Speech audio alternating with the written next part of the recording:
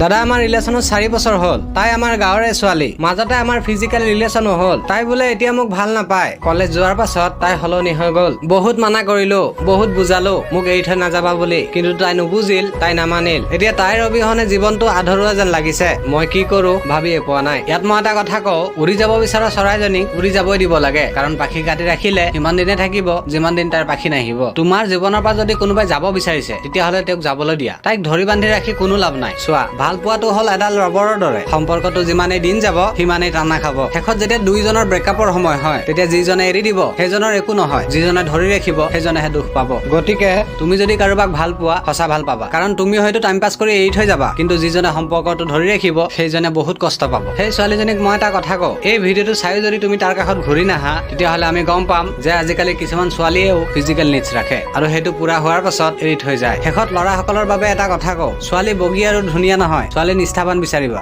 যাতে হাজাৰৰ মাজতো তোমাক বাছি লয়। বাকী সকলো ভণ্টিসকললৈ মোৰ ফালৰ পৰা ৰাখী বন্ধনৰ শুভেচ্ছা থাকিল। ধন্যবাদ।